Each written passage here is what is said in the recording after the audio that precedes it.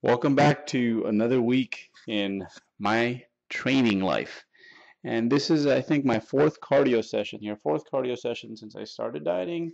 And every cardio session I have done has been of the higher intensity variety. So intervals or just something that is a little bit more than just a brisk walk, you could say.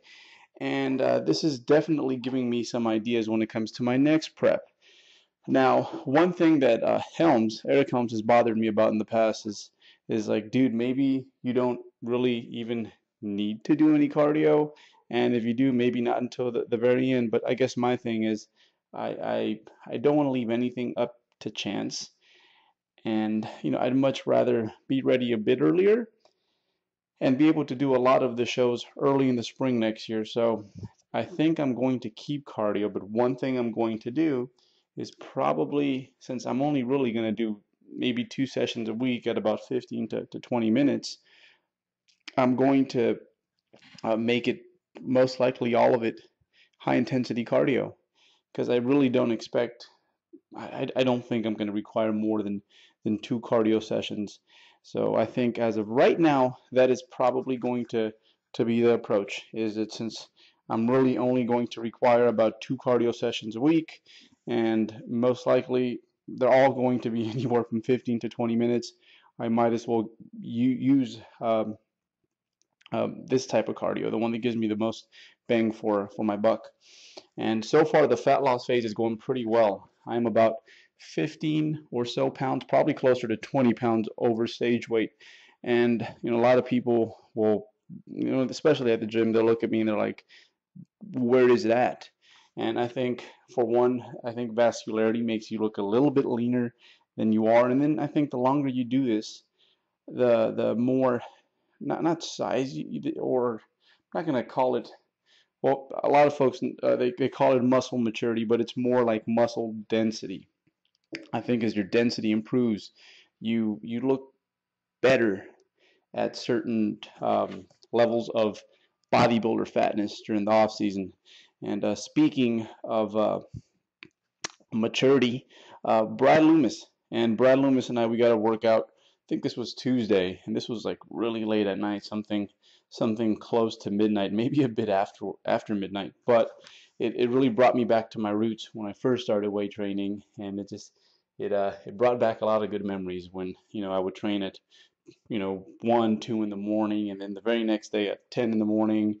And I was very random when it comes to my scheduling at the time. And I think well, not most, but a lot of folks in their early 20s are that way. But yeah, anyhow, it brought me back. This is when Brad usually works out. He usually works out a little bit later at night, but not so much, the case for me anymore. This was Brad's top set of 365, and he did this for a few doubles. And one thing about Brad's strength levels, and primarily when it comes to the squat and the deadlift, I think this is the most frequently he's visited loads in the high 300s, low 400s on the squat. And then when it comes to his deadlifting, I think it's the most frequently he's visited loads in the high 400s, low 500s. And I really think next year when we all decide to prep, all of us minus Helms, Jeff, Brad, and myself, I really think it's going to show in his physique. And of course, my off season it's been modeled around rowing. And I mentioned in a previous previous entry that I've removed a lot of the extra volume from my lower body days, but the same can be said for upper body days. I would say that close to half of my upper body work involves rowing when you look at the total where most of the volume and reps are coming from. So it's one of those things that, hey, I can't really grow head to toe anymore, and I really think this approach has paid off. And I already can kind of sort of see it, but I think by the time I get up there on stage and I'm going to be able to look at pictures from last time compared to the most recent ones, I'm going to see that, hey, my investment paid off. This was just a little tutorial of another way to do lateral raises. I didn't want to make a whole video just to make a part 2 of that specific movement, but a lot of folks don't have kettlebells, and this is a good way to learn to drag up with your upper arms, to just grab some plates and use these as training wheels, you could say. For a lot of folks, it can be kind of hard to use plates because grip can be an issue. So you don't have to do your working sets with this, but it's a great way to just build up an awareness for those cues and take that to the dumbbell rack.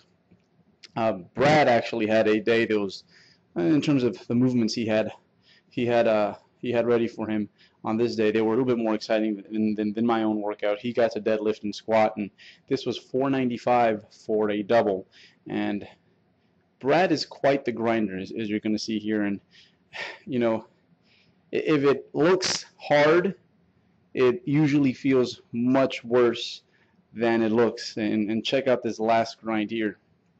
This one was nasty, but he stayed tenacious and stayed disciplined and didn't break form. So that's a good deadlift, and he was happy about that. Random sushi day at a hibachi grill, and that was a lot of fun with some friends.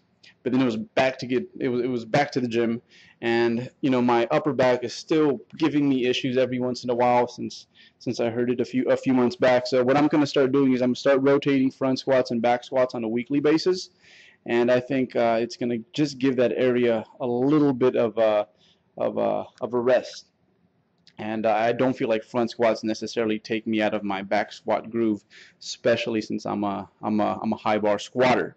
And this was the first time in, I think, about almost 3 years since I've done front squats. So I was pretty pleased with the fact that, hey, the weight wasn't too bad. And then also this right here, it's kind of it's a little test, and it gives you an idea in terms of where your shoulder flexibility is at, and you know, the strength of your thoracic spine, how much of a limiting factor that can be on the other lifts. And you know, all in all, I was pretty pleased. I think for a guy that does have issues with the shoulder flexibility, I was pretty pleased with just how much I had improved. So I'm going to continue doing front squats and definitely use them as a way to gauge and make sure that I'm not taking steps backwards when it comes to my shoulder flexibility, but if anything, improving. So I was really pleased with this, and I can't wait to go in there and front squat today. I had some sumo deadlift footage. I don't know where that went, but I pulled 525 for a few triples, which was a PR in terms of volume work, and I did it all overhand with a hook grip. I have a powerlifting meet coming up, so I kind of sort of just want to get some practice when it comes to that. This was a pretty bad day in terms of the weight used. I think it was like 455 or something like that, which is definitely about 30-40 pounds under what I typically would do on most days. And you know, I think this is where it's important to not lose your crap when you're dieting. I think when we're in the off season, we have an off day, we just, you know, think to ourselves, generally speaking, we're just having an off day. But I think when we're dieting, I think we see it as a slippery slope, as oh my God, there goes my strength. It's all downhill from here. And we tend to overanalyze the situation, and it's just more stress than we need. So it's just a bad day. It was a bad day, but you know, I focused on the positive. I didn't try to force any weight, and I just tried to remain loyal to my form. And that's exactly what I did. I kept good form. Bar speed sucked, and of course, you know, it just wasn't the same output wasn't there. But I was really pleased with how everything else went in terms of, for the most part, my timing. And I was able to get some work in with the hook grip, which I really need as I get closer to powerlifting meets. And for those of you who don't know, the reason I hook grip, it's because I just don't want to risk tearing a bicep, and it would be a shame if I tore a bicep, you know, because I was powerlifting. And you know, the truth is that when it comes to powerlifting, you know, I'm very limited as to what I can do in the grand scheme of things. Whereas in bodybuilding, I think at least this next year, it gets to the point where if I don't break top 5, top 3 at a lot of these shows, it's shame on me, I think. So I love this hobby. I love powerlifting, but I try to minimize the risk as to how it can affect what I'm truly good at. And this was the surprise guest of the week. So Paul Ayatomasi Jr. out of nowhere just messaged me on Facebook, and dude was like, "Let's get a workout in. I'm in town." And just totally spur of the moment, but it was really awesome of him to stop by while he was on tour out here. And for those of you who don't know about Paul and his dad and his brother, all three are pro natural bodybuilders, really good natural pro bodybuilders. And for guys like me who grew up with this sport, it's just one of those household names, you could say. We got a little push workout, nothing too strenuous, more of just a volume day. And this just kind of gives you an idea as to where my shoulders are right now. I mean, I was able to front squat and keep the bar in the right position, or close to it anyways. And then this was the first time dumbbell incline pressing in a few months, and I was able to knock out 17 reps, quite easily without any pain. So, a lot of the strength is still there, and I'm feeling like, hey, as I get closer to my prep, I'm going to be able to prep pain-free. And prep is hard enough as it is. A long extended fat loss diet can be rough at times, and it's just not a whole lot of fun when you're doing it with a few aches and pains. So I'm going to heal up and get better, and yeah, I look forward to starting that up, and starting that up pain-free.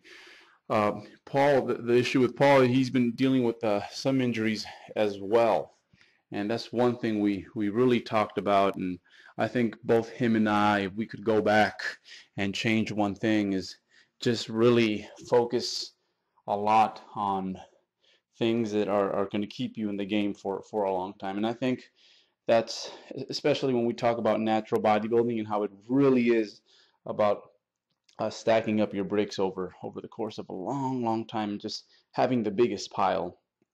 It's important that you stay healthy so that you can, you know, not lose at the end what can be not just weeks, months, and but years. And I feel that if I can go back and change anything, it was that sometimes I lived a little bit too much for today, and I didn't think about, hey, that maybe I don't have to go today, or maybe I can just use slightly lighter weights like I did on that deadlift, on those deadlift sets earlier, and just again, survive today so that you can have a better tomorrow. It's probably been one of the things I've gone a lot better at doing this off season. Is just really auto-regulating that, and then just uh, sometimes just being okay with the prospect that, hey, it takes years, I guess. And a few years ago, if you would have told me, dude, would you take 10 pounds a year on your deadlift if it was guaranteed, and you'd stay safe, and you'd stay healthy and all that stuff, I would have been like, no way, that's not fast enough. I want 10 pounds today. And now when you think about it, add 10 pounds to your deadlift every year for the next 10 years. For most of us, we're talking some pretty nasty total at the end. So I'm totally fine with that. But yeah, it was really cool to work out with Paul. So Paul, thank you for coming down and getting the workout in, and can't wait to see you back on stage, and hopefully see you out in your side of the country in July. So I really wanted to share with you guys kind of sort of where I'm at in terms of my progress, and I'll get some more video for you guys soon here. But this is just some random posing footage that I got from the other day. Gonna really start hammering the symmetry around anyways. And I'm flat as crap, and that's the thing about my upper body. It's not as lean as my lower body. That's where I hold most of my fat, mostly in my torso. And it's also the thing that gets stringy right away. So I really think this video doesn't really do me justice in terms of what I look like, not just when it comes to development, but then also in terms of leanness. I think when you get to that point where you're flat enough that you really can't pop through your skin, that's kind of sort of where I'm at. I'm at that little tweener stage, but for being about close to 20 pounds over stage weight, I'm pretty happy. So I'll make sure I'll get a better update next time in terms of my physical progress. So be on the lookout for that, guys.